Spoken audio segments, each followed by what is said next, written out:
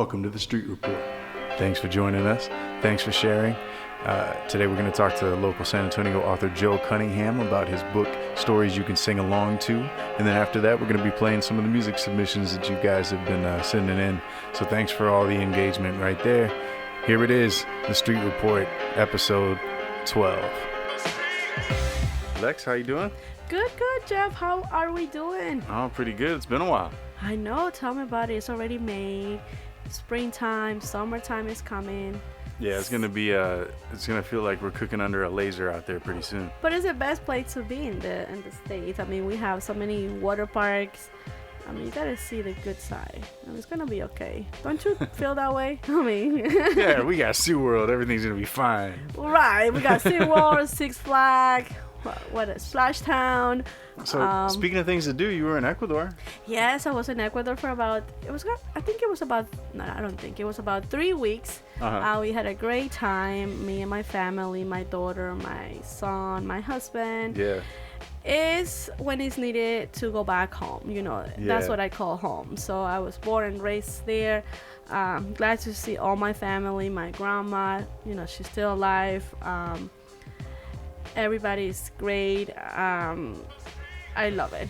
I had a great time. Today we're going to be talking to Joe Cunningham. He's a local author here in San Antonio, and I don't read for nothing. And I told Matt, I was like, man, I would have you on the show again, but you don't read either. I need somebody who reads. Well, yes, indeed, I do read, and that's like my me time. Yeah. And I miss it more nowadays, of course, kids, family. Right. Back in New York, I had a time to do it while I was going to work, during my commute. It was better, I had that time. Here, I don't do it that often, but I do have a lot of authors that I love. Yeah. I can read a book again and again and still laugh and still enjoy it. I think reading a book is more like being in a movie theater. I don't know. Do you watch movies? Well, I mean, obviously I do, but I'm extremely picky and anal about movies. So, like, if I'm not really into it, then I'm just like picking it apart. Really? That's not right. I know. I should be able to just enjoy it. Like the same way that you appreciate music. Because there's a lot of work behind the scenes. Well, for sure. But I appreciate musicians that take their art seriously. And I think the same thing kind of with movies. Like everybody wants me to go see Fast and Furious 8 because they know I'm into cars and stuff. But like, I haven't seen any of those because every time I even see a commercial, I see something that's like so ridiculous and out of like, okay, yeah, that can't happen, So I have a hard time with it. There's like a few movies that I call out like, man, that movie was awesome. Like Alien. Have you ever seen Alien? The first? No. But see, that's what I'm saying. When you're saying, of course I watch movies. On the other hand, I don't watch movies. You don't watch movies? I don't watch movies. Oh, okay. And I do, but most like kids movie, comedy. Yeah.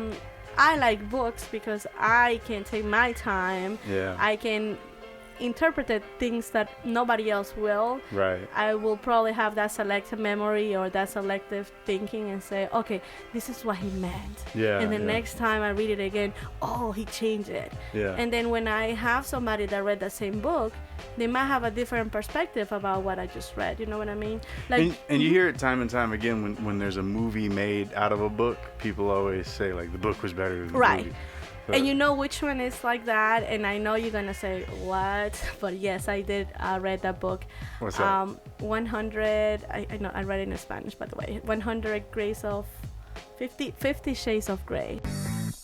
100 Shades of Lex. She said 100. I say 100. You know why? Because I'm thinking about this other book, 100 Years of Solitude. That one. So I'm thinking 150. So many numbers. So that book, right? These sound like two completely different books, by the way. Right, yes.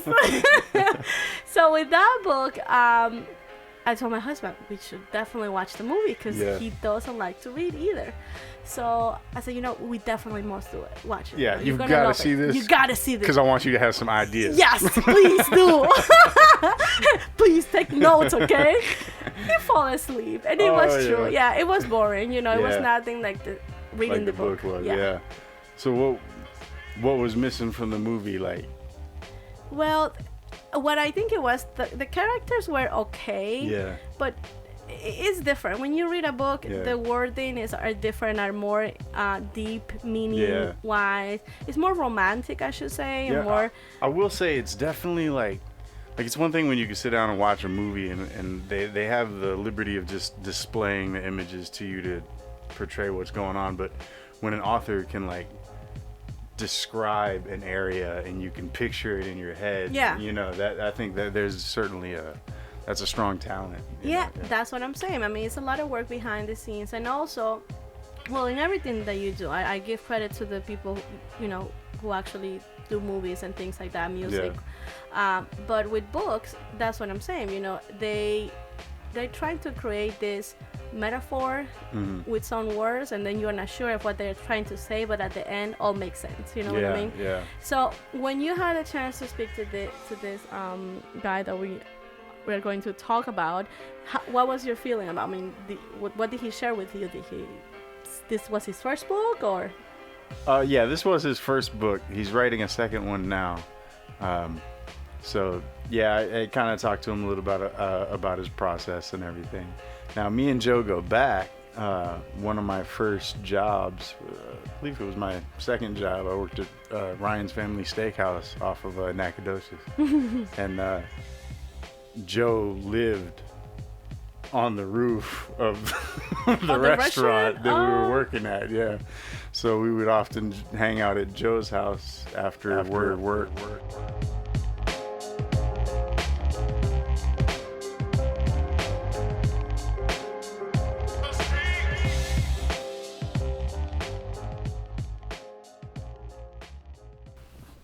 Well, are you ready to roll? All right, yeah. Fire away. All right. Joe Cunningham, how have you been, my man? Just hanging in there, trying to get it done. Just going at it every day the only way I can with my chin up and my eyes open. Yeah, well, it's been a long time. We know each other from way back. Way back. I want to say, let's see, it's 2017 now, so that was probably like 20 years. It was like 1997. Man, we're getting 96, old. 97. Yeah, man.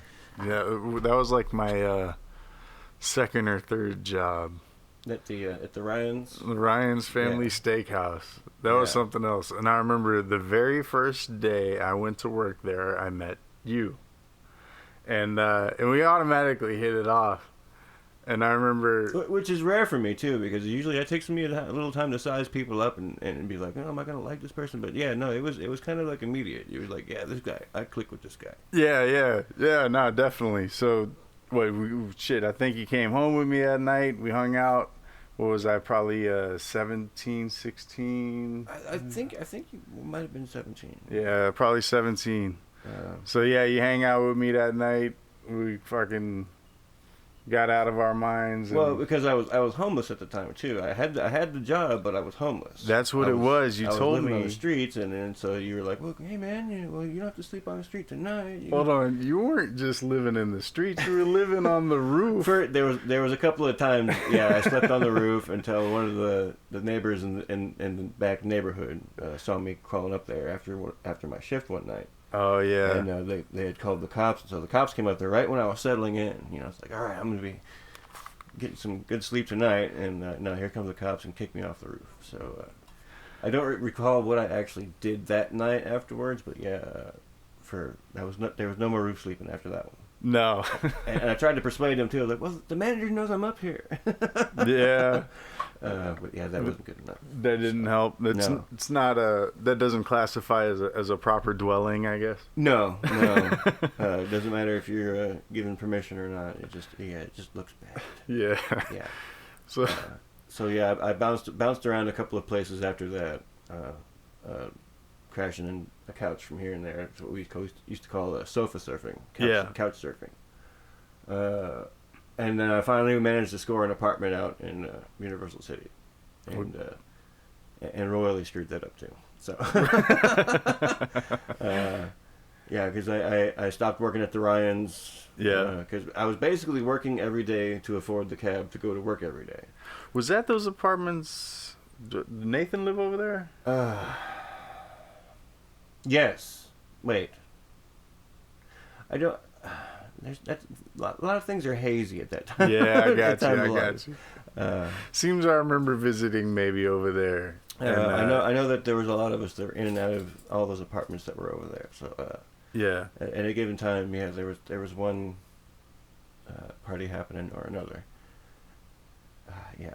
There was a guy over there that had an iguana, a giant iguana. He'd walk it on a leash. You remember that guy? Mm-hmm. Yeah. And then we would have we had this 6 foot tall bong that we didn't have any way of transporting it from apartment to apartment, so we just dressed it up like a really big lamp. Yeah. Put a lampshade on top of it, took a piece of electric cord and stuck it into the stem so the plug was out, yeah, and ran it across the apartment looking like it was just a lamp. So That's it worked. crazy. So never got in trouble for that one, but yeah, it's one of those things you should have. Those were the days.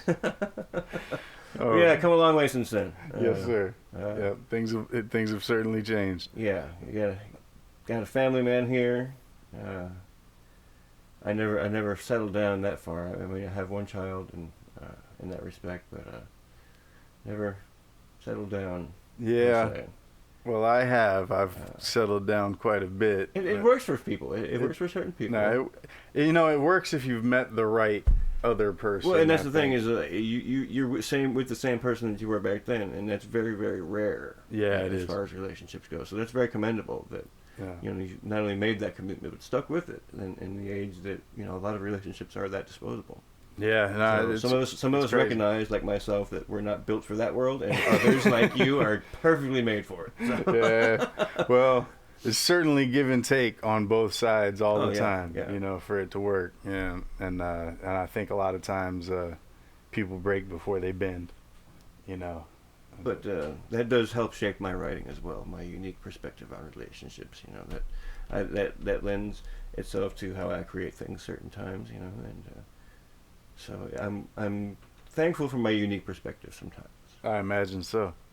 So, tell me a little bit about the book. What was the creative process? And I gather since it's kind of like a bunch of short stories. Yeah, yeah. It originally started as just a collection of short stories because I could never fully commit to writing a full-length novel. Ever since I've been a little kid, I've been in love with the written word and I've been a reader, read way faster than my grade level, higher than my grade level. I was always in like the honors English programs and whatnot.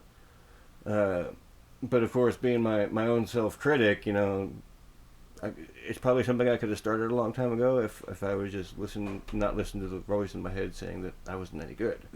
So I've always had the passion for it. I just never did anything about it. Yeah. And then it's just kind of something that like a wound festered, and it's like, why aren't you doing this? Why aren't you doing this? Because there were so many ideas that I was having that like, that's as good, if not better, than some of the stuff that's out there already.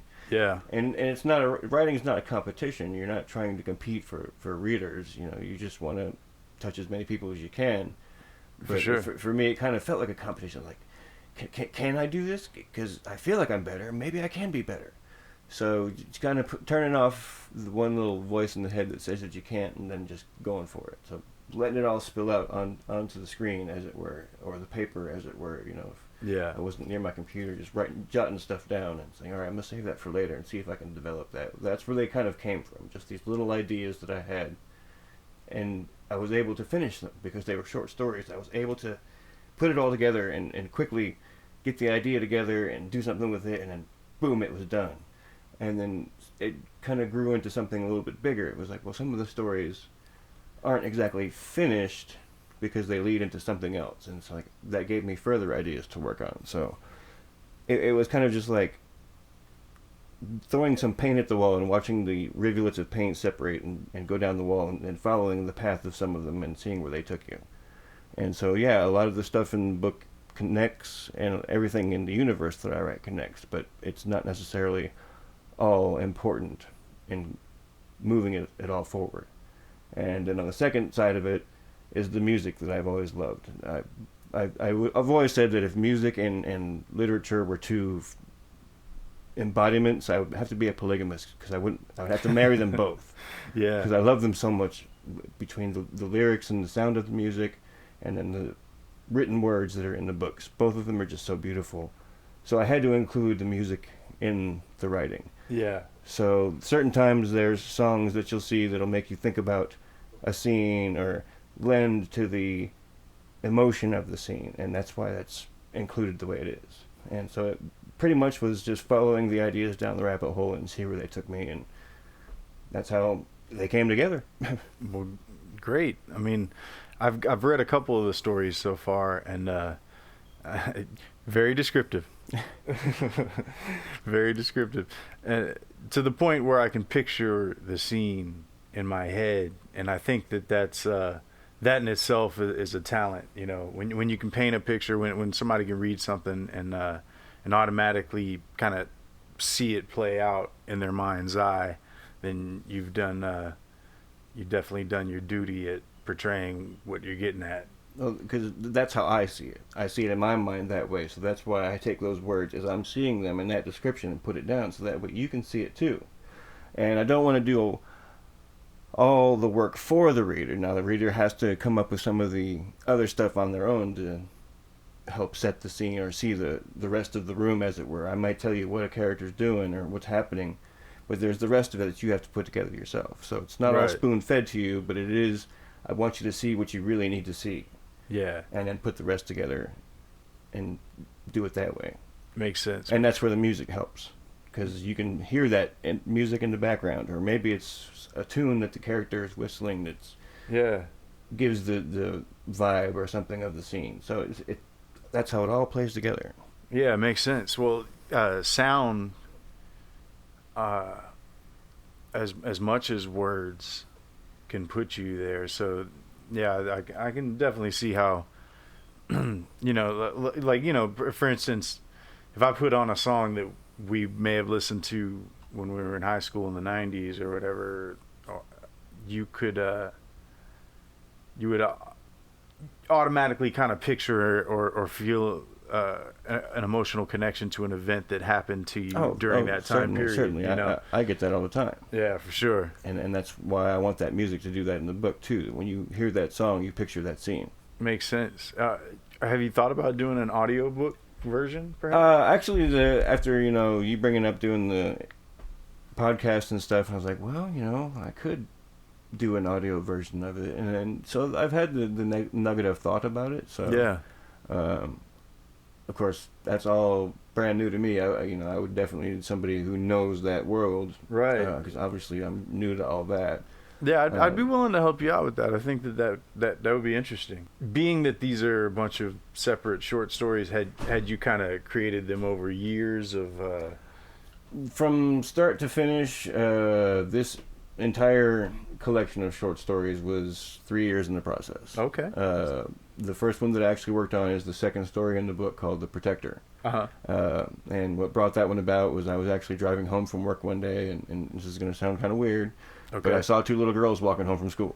And Okay. I was like, you know what? Even in this day and age, they're not safe. Anybody could drive by and just snatch them up, even though there's two of them walking together, even though it's broad daylight.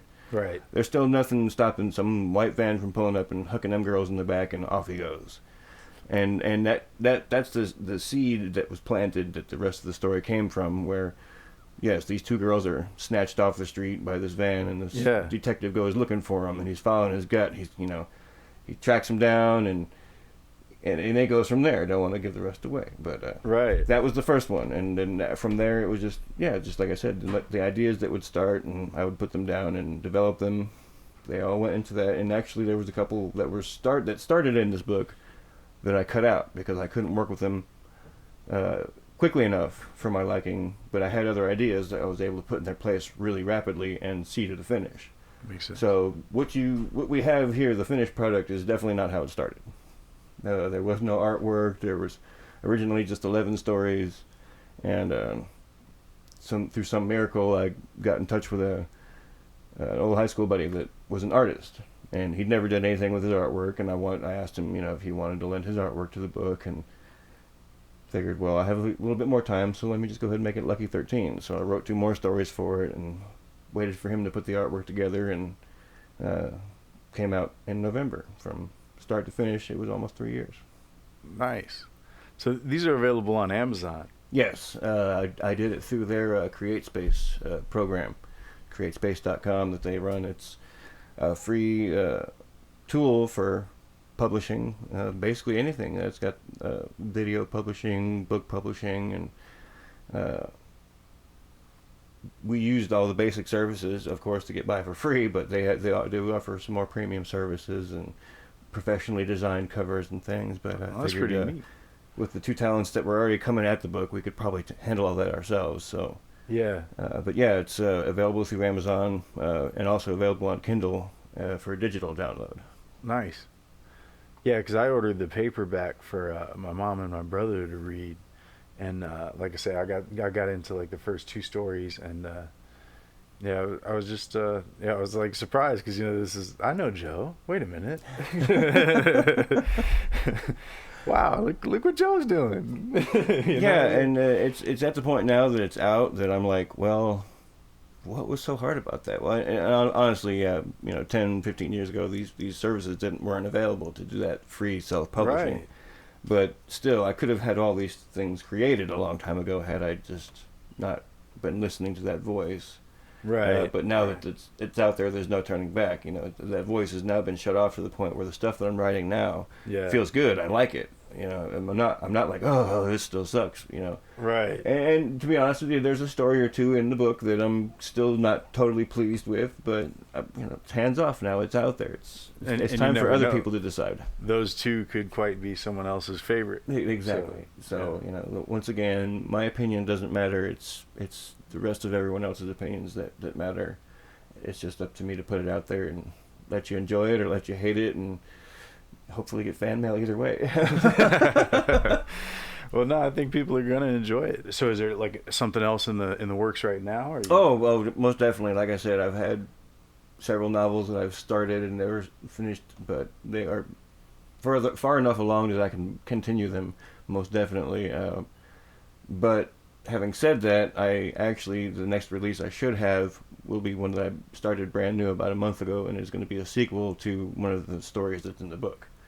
Really? Yeah. So you're gonna compose an entire book based on one of the stories, right? And it's the plan was always there, but the plan got moved up because the people who have been reading the book have come to me about this story, and they're like, "So what happens?" Yeah. I'm like, "Well, see, there you go. You're asking what happens. That means you're interested enough to find out what happens." Interesting. Yeah. And so that's the bait. I got you. Yeah. I got you. Well, good.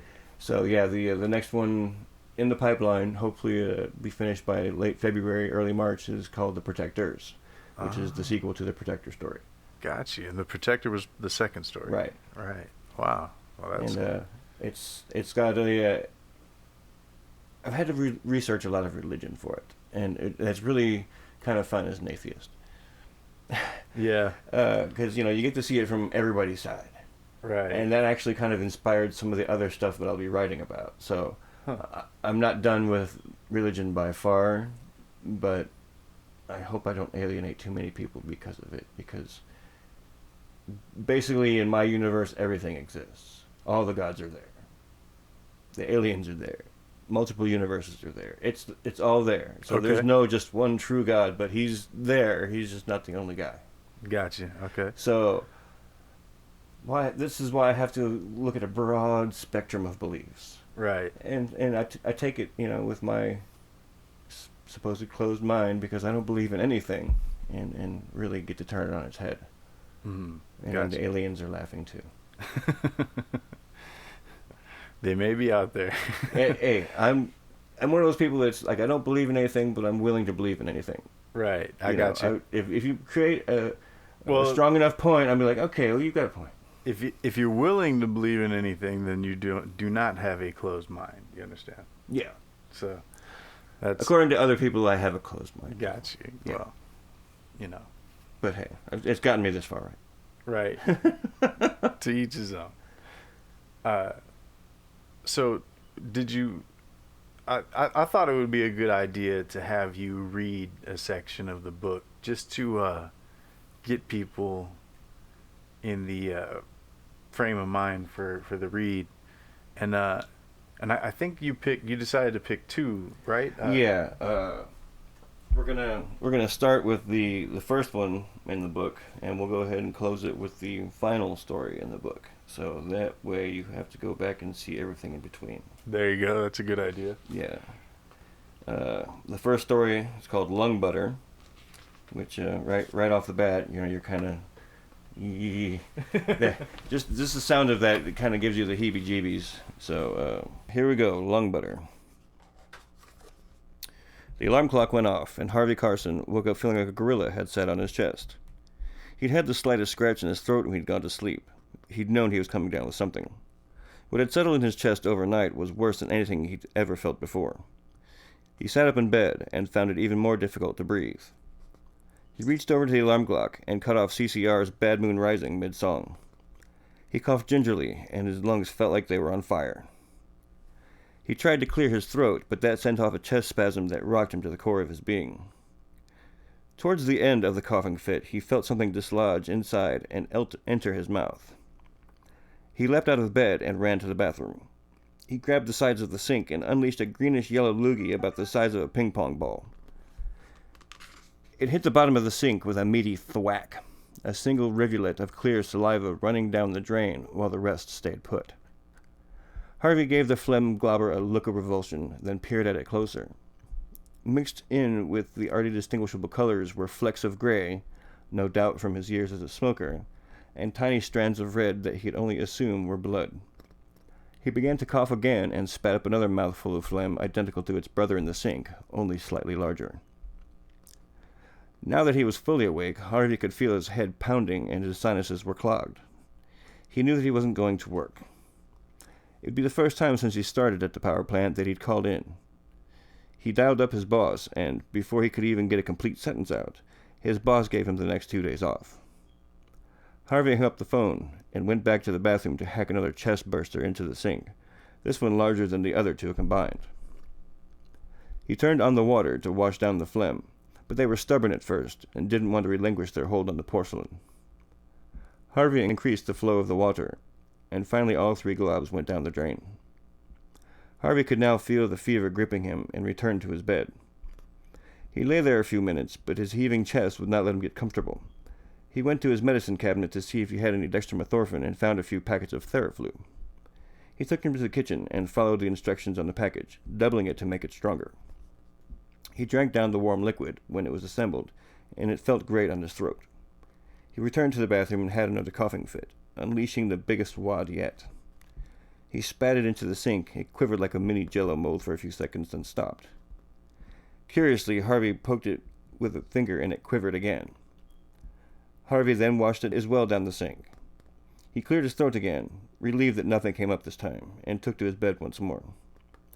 He had a box of Kleenex on his nightstand next to the bed. He took a couple and blew his nose.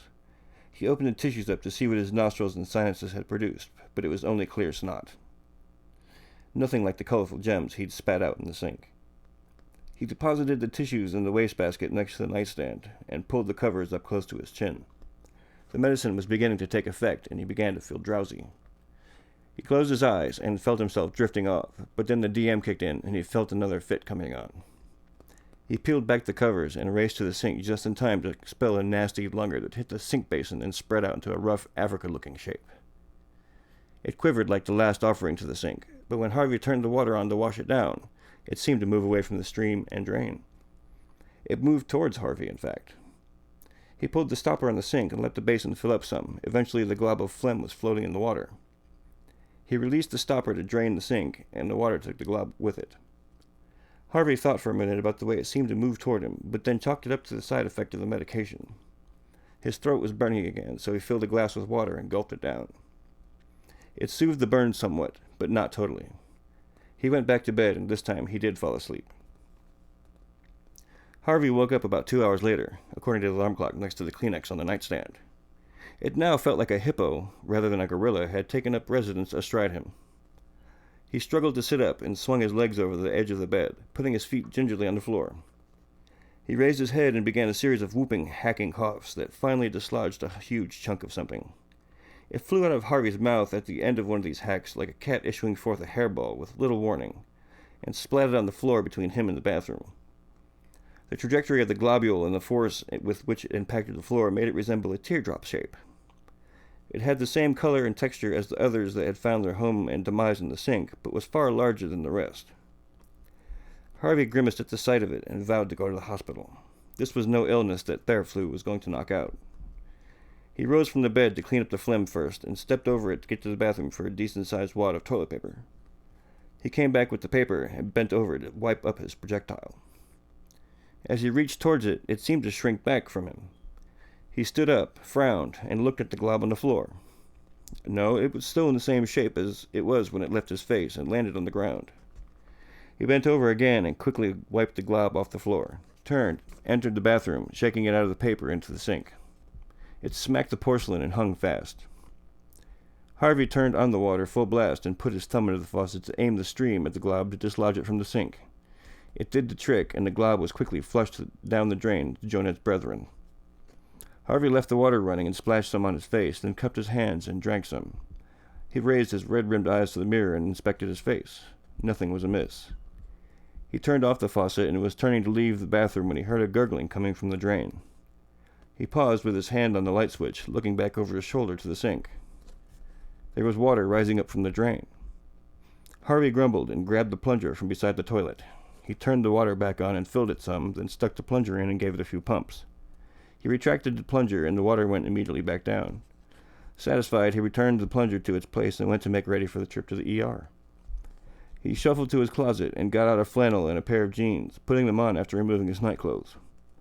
Next, he shuffled to the dresser and selected a pair of socks, taking care to ensure they matched. After that were work boots, which, along with a pair of sandals he had, were the only footwear he owned.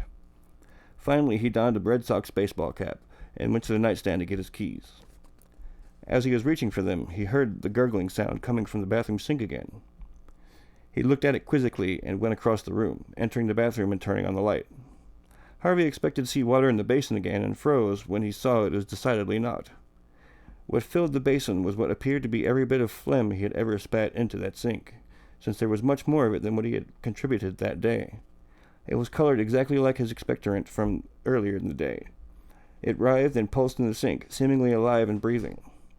Harvey made a repulsed and shocked sound with the mucus that was still in his chest. The phlegm globber pulsed excitedly in his direction, reaching out for him with a snotty tendril. Harvey backed up against the bathroom door jamb and stared into the sink. The glob pulsed again in his direction, and then, with a heave, sloshed itself out of the sink and onto the floor a few feet away from him. Harvey backed up out of the room in horror, his feet becoming tangled together. He went down in a heap and smacked his head on the floor, dazing himself. His eyes rolled round in his head for a couple of seconds, then regained focus.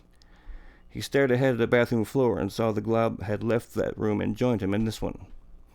Still dazed from the fall, Harvey sat up. That was as far as he got. The phlegm glob launched itself at Harvey's face and stuck to the lower half of it, with some of it entering Harvey's gaping, surprised mouth. It started to spread out and cover the rest of his face, entering his nostrils and wrapping around towards his ears. He could feel it sliding down his throat and re-entering the lungs that had discharged hours ago, entering the corners of his eyes and seeping into his brain. Harvey tried to scream, but his mouth and throat, along with every other orifice in his head, was plugged.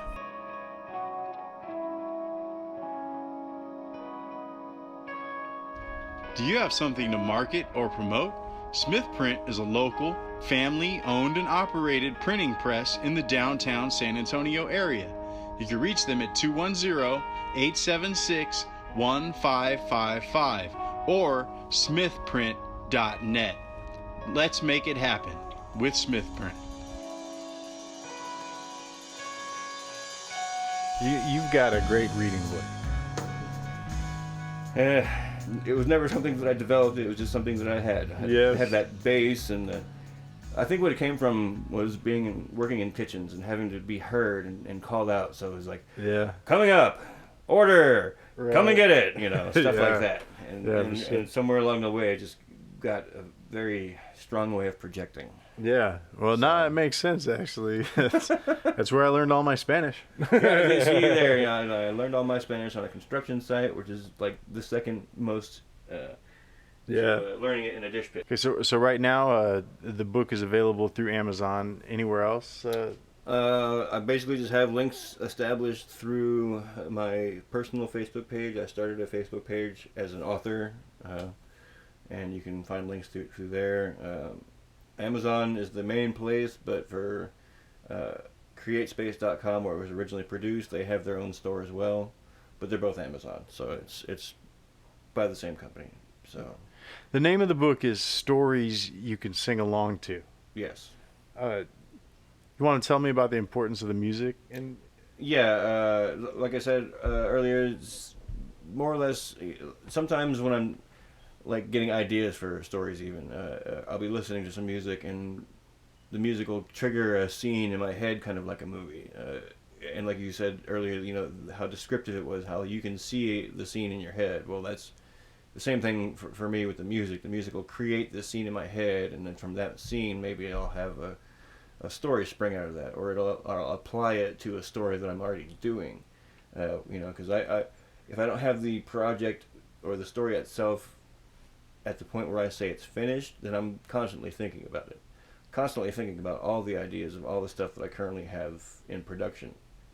Because I never know when I'm going to get something that's going to make it work. For instance, one of my novels that I'm currently had been working on, I'd like to say the better part of 8 or 9 years. You know, I still get ideas for that just based on things that I hear. But with this book, with the stories that you can sing along to, I wanted to make it something that really I don't think has been done, where you can go and make a playlist of the songs that appear in the book and listen to the songs as you're reading the book, and in effect you can sing along to them. it makes sense. So it was kind of like a way to a title to kind of grab you, but it is actually something that can literally be done. You can sing along to this book if you can put together, and I did put together a playlist for it, but being that I'm a first timer and still trying to figure it out, I accidentally left a couple of songs off of it. So I'll probably go back and redo that, reset up the playlist, so you know I can take a little bit of work off the reader. I'm already asking them to slog through my work. I don't want to have them go put all the songs together themselves too. And someone can find that on Spotify? On Spotify currently, that's pretty much the music service that I currently use, and so I got the idea to do it there. But you know, I can definitely branch out and look at your Pandoras and your Last FM and all of those. And to find the playlist, would they look up Stories to Sing Along? Yes, I believe it's Stories You Can Sing Along to official soundtrack. Or, nice. or something to that effect. I don't even have the thing memorized. Wow. But like I said, I'm probably going to go back and redo it. So that's just kind of an idea of what to look for here coming up. Okay. But yeah, like I said, I have links to everything through my Facebook page and all that stuff. So I'm trying to take advantage of the social media stuff. Yeah. Because you know, without that, you really can't do anything. Yeah. No, there's tricks to it. I'll tell you. I mean, it would basically take me walking on foot from bookstore to bookstore trying to sell it that way, right? Without social media. So I'm kind of learning some stuff as I go along too. I have a couple of accounts with things, but I've never really used them. Like I think when the book came out was the first time I posted something on Instagram after having the account for a year. So right, that kind of catching up I got to do. But yeah, I know. Yeah. I know. I've definitely gotten a lot more social media network things going on since I started the podcast. And I'm old school. Valuable tool. I'm old school when it comes to the books, so that's why I wanted to make a paperback. But I also conceded that some people don't have time for the paperback, so that's why it's available for the Kindle as well. If you get it on the Kindle, is it a couple bucks less? It actually is less. You can buy the paperback and get the Kindle version for free. Okay, or great. If only doing the Kindle, it's really cheap. It's like $2.99 just for the Kindle version. Oh wow! And but it's $12.99 plus shipping for the paperback through the Amazon. Like I said, if you get it that way, you get the digital for free. And I still think the best way to read a book is to read a book. Yeah, I mean, like I said, I'm old school in that respect. I like having the pages in my hand, like being able to put it up and pick it up and put it down and put my bookmark into it. But I understand we're in a digital age now, and some people just don't really have the time for that. So that's why I wanted to make sure I got out to all the readers that possibly might have time to look at it.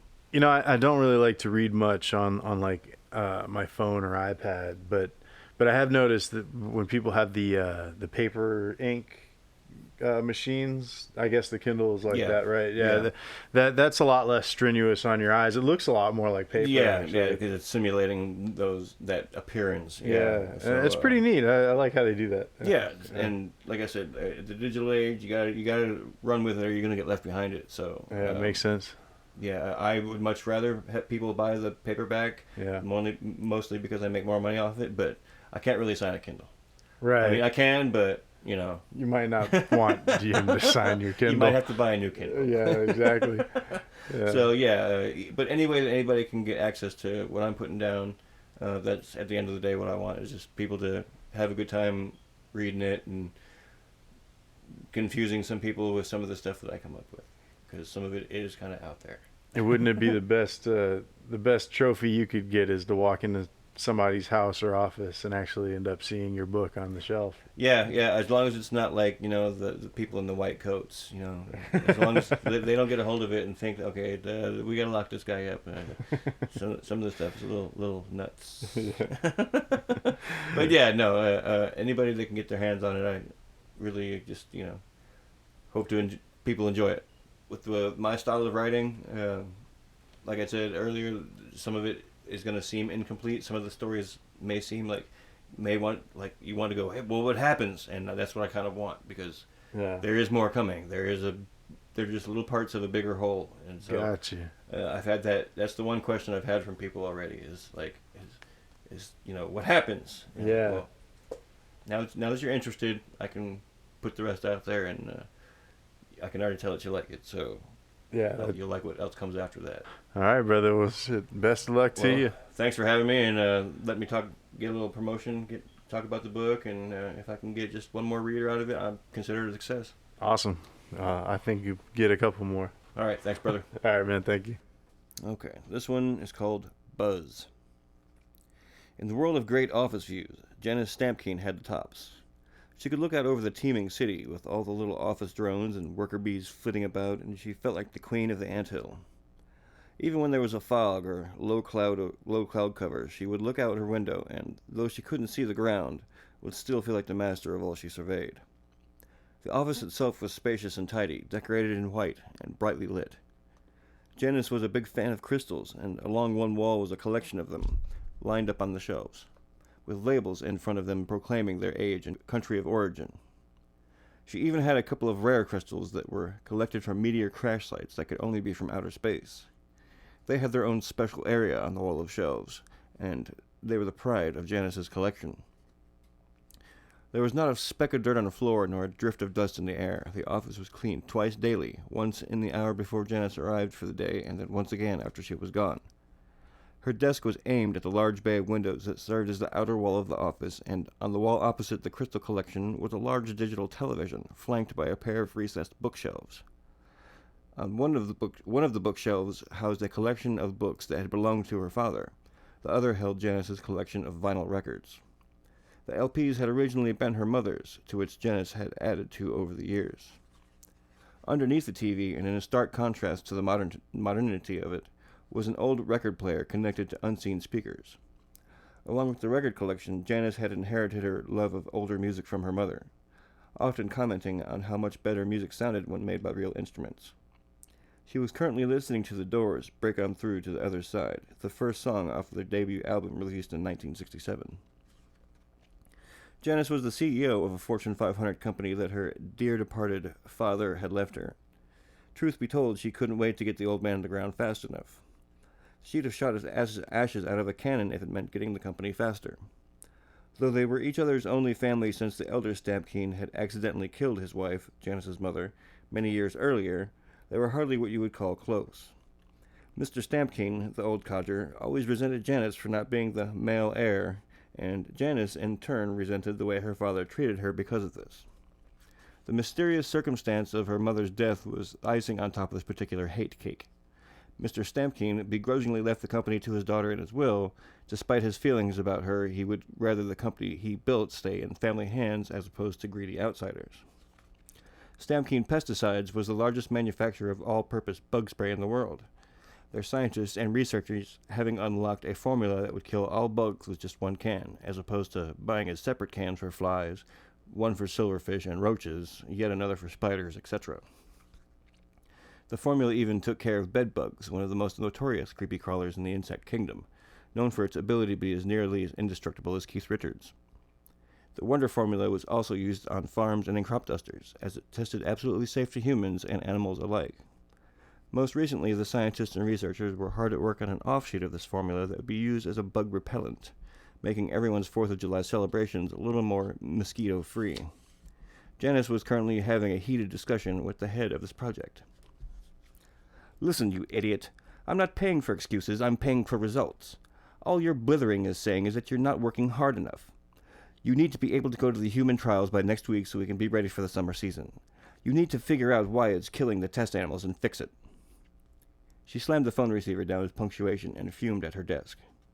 The project was supposed to have been completed 3 weeks previous, and though the formula worked fine as a mosquito repellent, it also had the tendency to burn living flesh when applied. She pushed back from her desk and stood up, pulling at the bottom of her suit jacket to straighten it.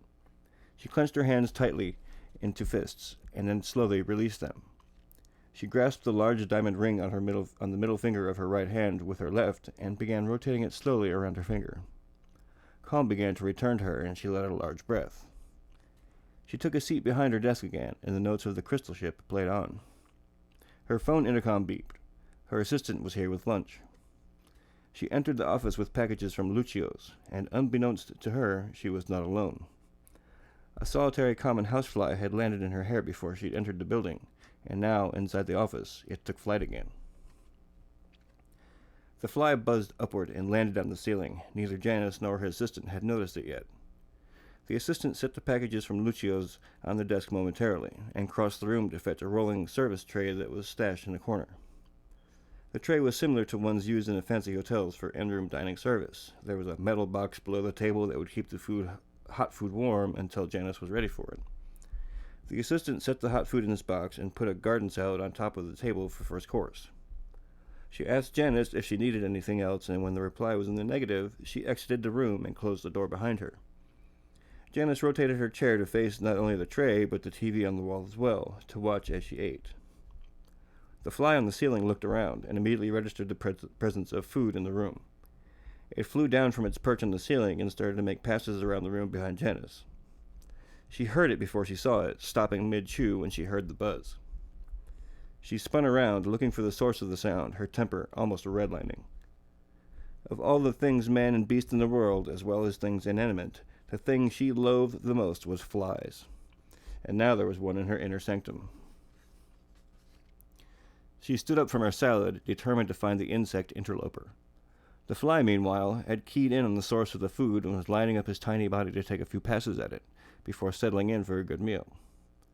Janice looked around wildly, trying to hone in on the source of the buzzing, and then finally located the fly as it circled her salad. She watched in horror as it descended on the food and lighted on it, making it forever unclean in her mind. She waved at the top of the salad to shoo the fly away, and it indeed flew off, only to land on the salad once more. It moved this way and that on the lettuce leaves, looking for a place to start. Janice made an angry growling sound in her throat and took a more aggressive swipe at the fly on the salad, and managed to knock the entire works onto the floor. This increased her already raised ire, and she stomped over to the spilled salad and glared at it. She strode over to the phone and summoned her assistant to clean up the mess, which she did with haste as Alabama song played on the record in the background, and Janice continued to hunt the fly. Janice told her assistant to fetch a can of bug spray, and the assistant hurried out to do so. By the time her assistant made it back with the spray, it would be too late, but neither of them knew that. Janice located the fly once more by following the sound of its buzzing, and watched as it landed on her shelf of crystals. Janice sneered at it as it perused her prizes and made its way to where her special crystals were. The fly walked in and around them, much like a museum-goer would stroll around looking at exhibits and paintings.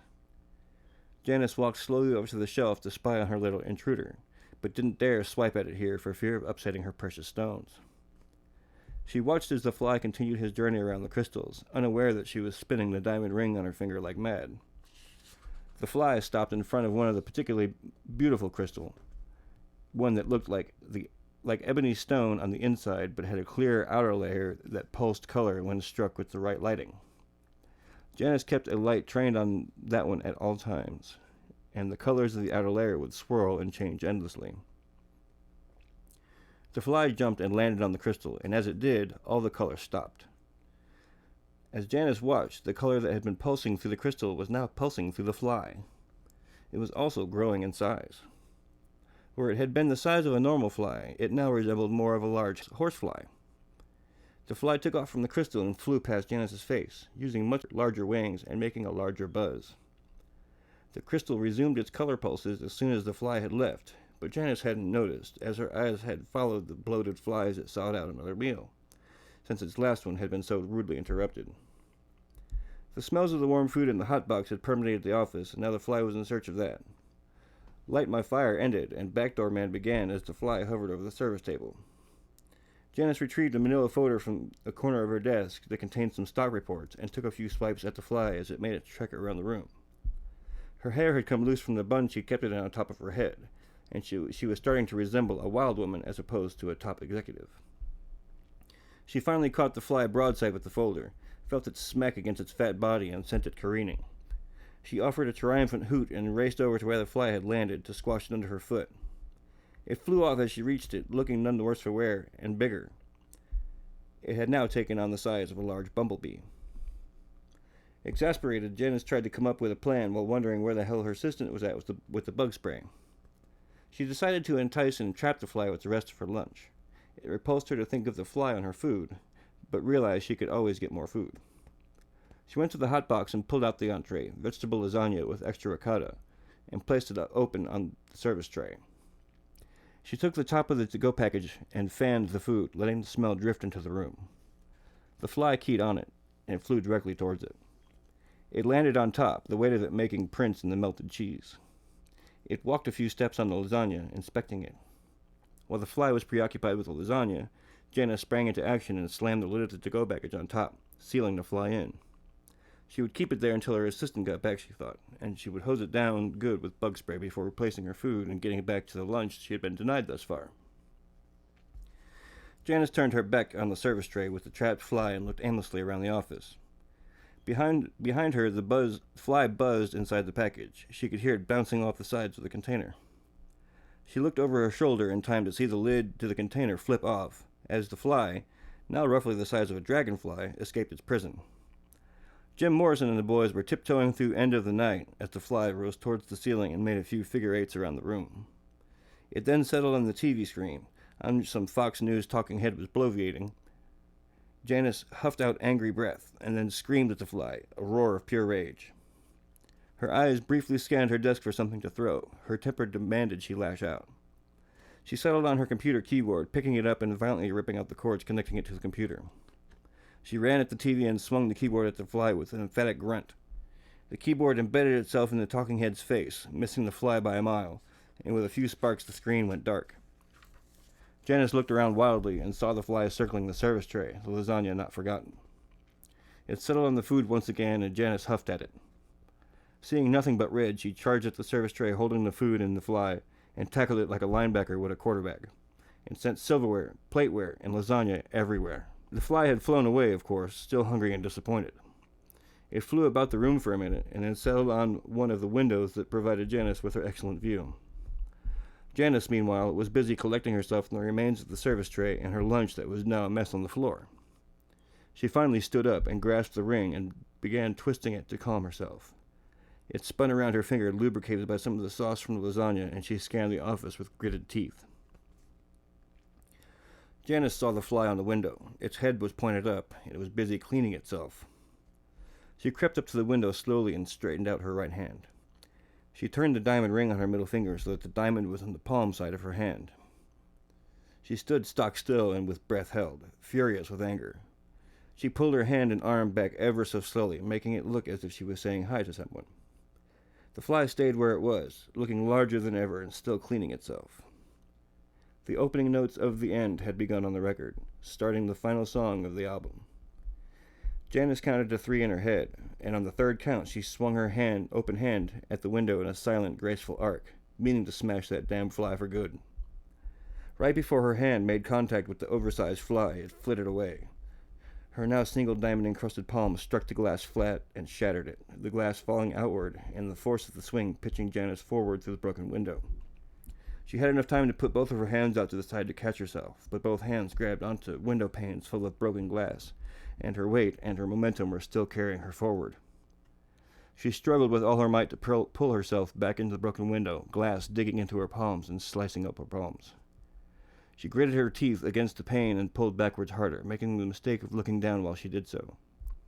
It was clear enough to see the street below and to see that commotion had already begun on the sidewalk over the falling broken glass. She could see the little ant-like people milling around and looking up, some of them pointing. The sight of it made her lose her breath, and her grip on the broken window relaxed slightly. The wind that was blowing past the broken window she was hanging out of lessened to a breeze, and everything became quiet. Just as Janice was about to make her final attempt to pull herself back in the window, she heard a low buzz begin behind her over the music. She couldn't see it and didn't dare turn her head, but knew what it was all the same. The fly was hovering over her desk in a lazy circle. After a few passes, it flew directly towards the small of Janice's back. It covered the area with amazing speed and had enough force behind the impact to drive Janice the rest of the way out of the window. She toppled out of the window and started a head-over-heels cartwheel as she fell toward the pavement 20 stories down. She screamed until about halfway down, then ran out of breath and got confused, and tried to scream and draw a breath in at the same time. She was still trying to work this out when she impacted the pavement, bouncing back up a few feet and coming to rest on the sidewalk on a bed of broken glass that had been previously the window she was so lovingly looking out of. As she was laying there, and the light was going out in her one remaining eye, she didn't feel any pain or have any fear. She had time left as her last breath was leaving her body to have one last thing fill her rapidly declining vision. It started as the tiniest of black dots until it filled the spectrum of her vision as the fly landed on her eye and began to look for something to eat. Ladies and gentlemen, Joe Cunningham. Order his book, Stories You Can Sing Along To, off of Amazon, $12.99 for the paperback. If you order the paperback, you automatically get the Kindle version for your Kindle device, Android or iOS. And if you choose to, you can buy only the digital version for $2.99. Now, as promised, we're going to go straight into some of the music submissions that we've been getting to our email, and that is streetreport@yahoo.com if you'd like to submit your original music. And the first song is by Will Spitwell, featuring Speakeasy and Ilishima. And the song is Waya, that's W-Y-A-H, at illit.com. That's ill-it.com.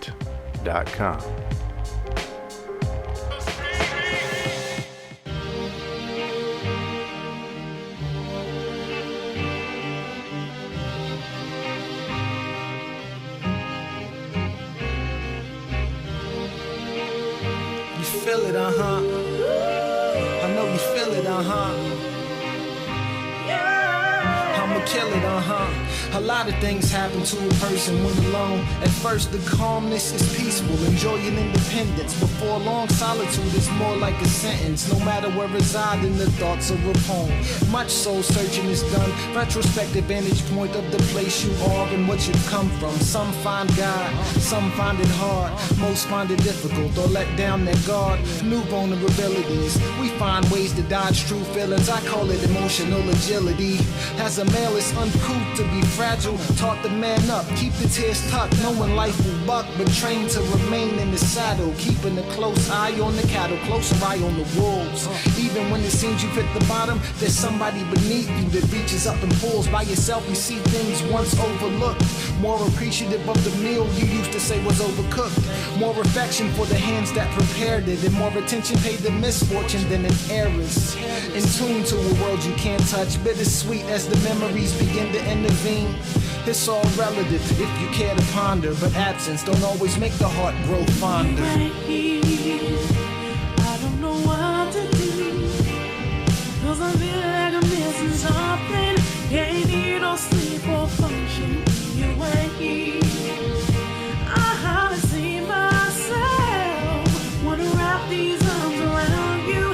I was lost until I found you. Found you.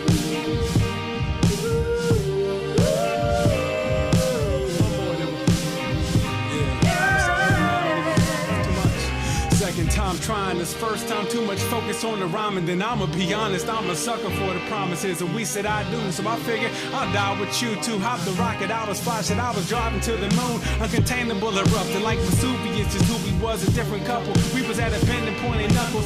So when I was suffering, you gave it your all. Wasn't much, didn't need Achilles heel, just a nudge, and it happened. But we ran back together. We was sprinting on the track and didn't know it, thinking we was growing, circle after circle. Shit, I didn't mean to hurt you, and I thought that I would notice how we went from smiles to hopelessness. Been 2 years and I don't cry less. Still ain't eating, telling my mom that I'm dieting. Eyes wide, I blame it on the allergies and sinuses. Learned that there's an unknown, the scarier the dying is. Can't even leave the house, hell, I don't even know what time it is. I'm tearing up the future and incinerate the promises. No picking up the pieces to start another puzzle. I gotta finish grieving, grab a pen and pop this bubble I'm in. Then take it, put it on this pad and vent. Spill this sadness out my spirit so I can live again, cause I need to. When you ain't here, I don't know what to do. Cause I feel like I'm missing something. Can't eat or sleep or function when you ain't here. I hardly see myself. Wanna wrap these arms around you. I was lost until I found you, found you.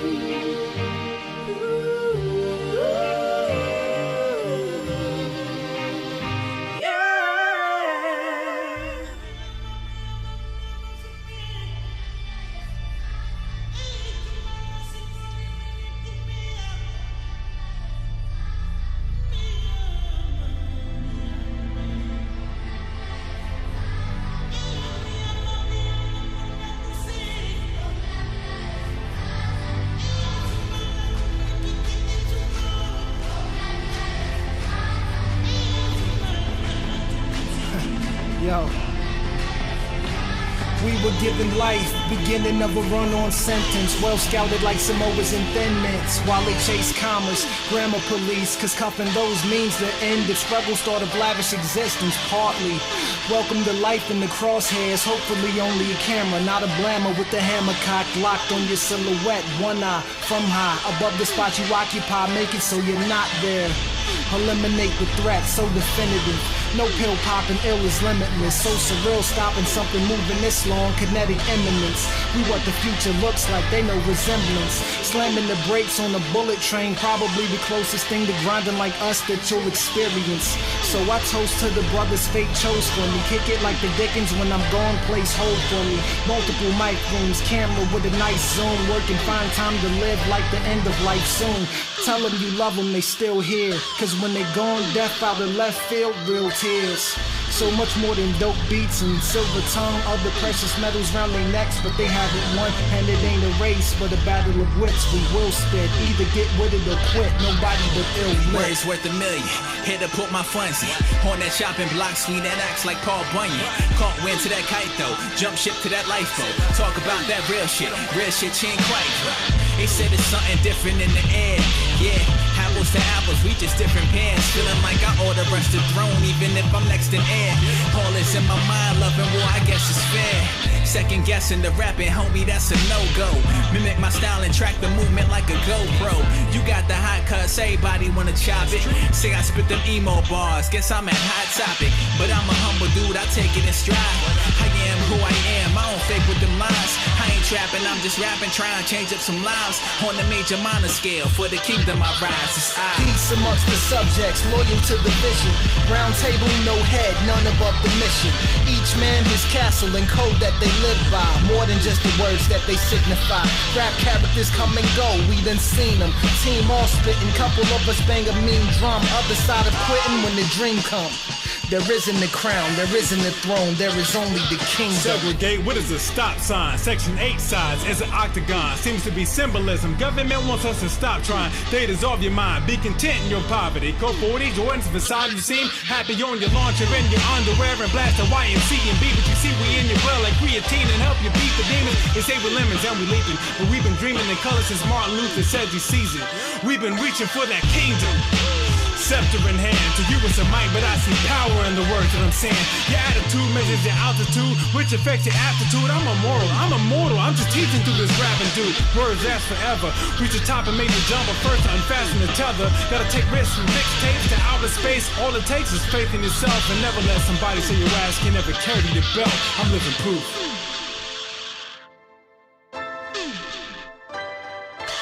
Peace amongst the subjects, loyal to the vision. Round table, no head, none above the mission. Each man his castle and code that they live by. More than just the words that they signify. Rap characters come and go, we done seen them. Team all spitting, couple of us bang a mean drum. Other side of quitting when the dream come. There isn't a crown, there isn't a throne, there is only the kingdom.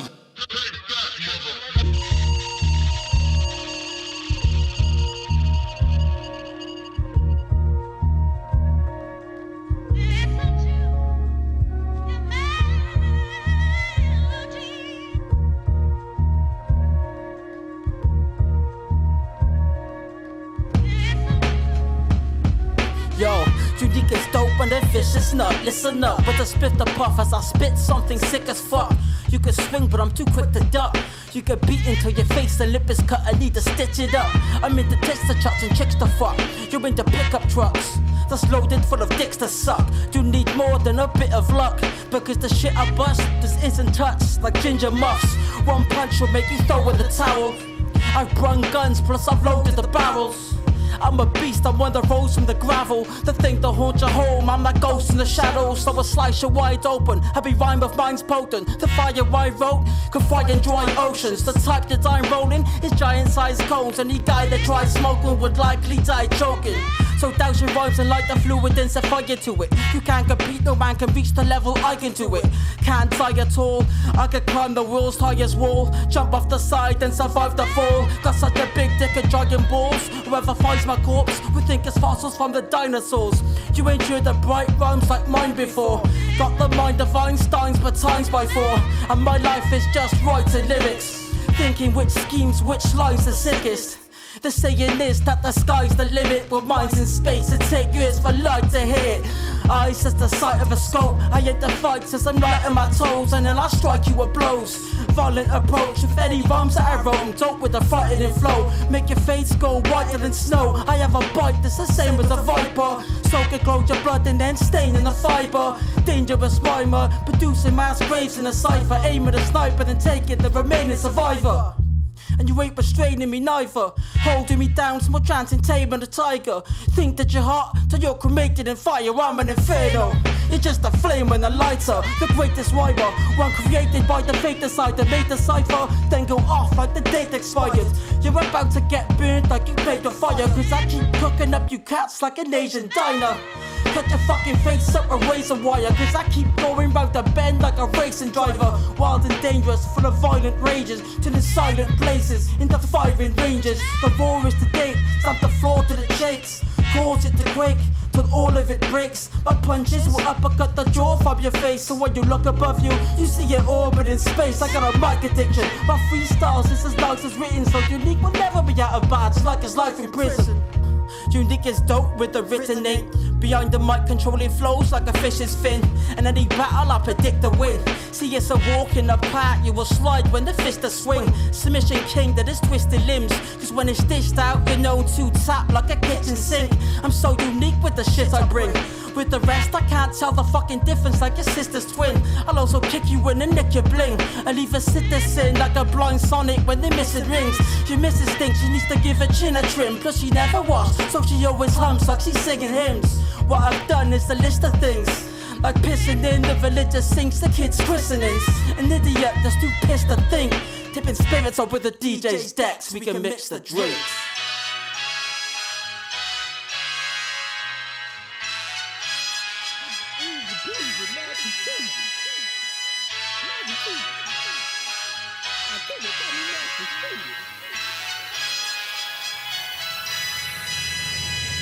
Hey, I was shitting on niggas, I got my gut back. If I put it inside of you with a gun out, when you duck it, put your bust back. Blue pill or the red pill. Either way, I'm the fucking boy. Up in the sky, I have a Percocet. I'm a motherfucking drug lord. thing is a joke, I hit you with that burning macaroni. It's just easy peasy, mad cheesy. I kick it, call me Master Speed. I swear that I'm bored. All I need is the fucking Ouija. Back in the G with me and Crack, he was sipping that lean in. He brought a white girl that was bobbing on Speedy. I can't remember her name, but when she drinks, she get freaky. I should put a grill in my mouth. Back in the days, I was a kid in the house, trying to figure out what life was really about. My family wasn't shit and they ain't feeling me now. Yeah. And I'm west sided for life. What niggas be like? 40-year-olds riding the bike. Better be nice. Even the bombs come with a knife. Fucking with that wrong block and they'll come for your life. Yeah. And I'm feeling like I got it. Shout it, caught another body. You can't bury me, you ain't a koala. These niggas lying, I ain't talking to fossil. It's saying joke like the bounce though. Why you got a set? Get an ounce, bro. I'll never change what you count for. Birdman in your bitch. Now get the fuck out of my town. Hey, black keys on the piano. My guns, cause they black. I hate Whoopi Goldberg's neck. Take them back and forth with her, cause neck. Most of all, I hate that black ass restless night.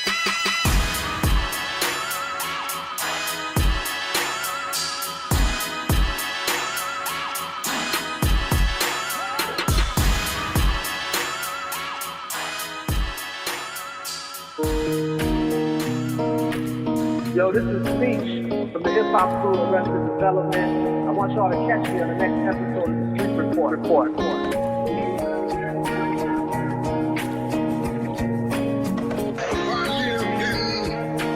China or even Russia or any totalitarian country. Maybe I could understand some of these illegal injunctions. Maybe I could understand the denial of certain basic First Amendment privileges because they have committed themselves to that over that. But somewhere I read of the freedom of assembly. Somewhere I read of the freedom of speech. Somewhere I read of the freedom of press. Somewhere I read that the greatness of America is the right to protest far right.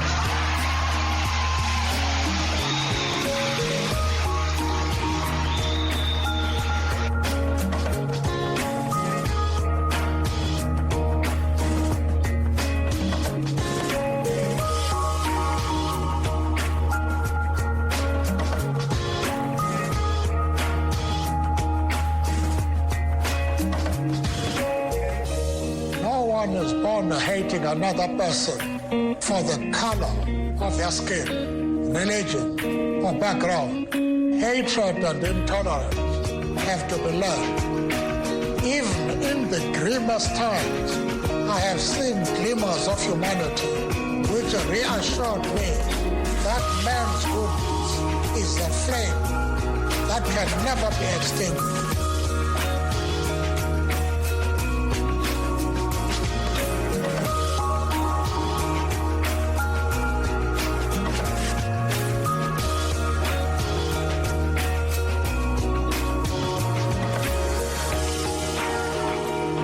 What kind of a peace do I mean, and what kind of a peace do we seek?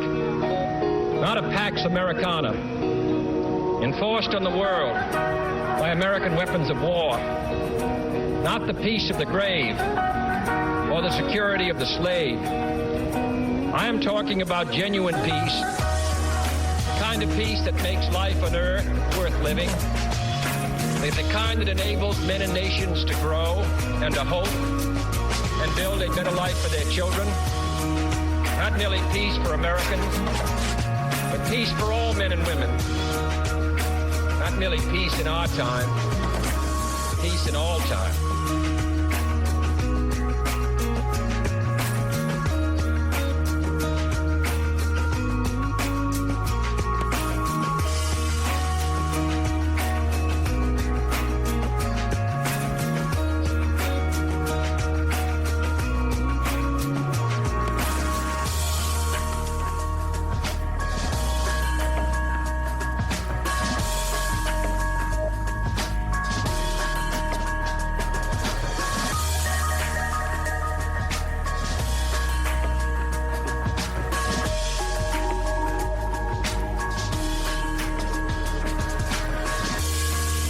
hemos declarado partidarios de los que luchan por la paz. Nos hemos declarado dentro del grupo de países no alineados, a pesar de ser marxistas-leninistas, porque los no alineados como nosotros luchan contra el imperialismo. Queremos paz.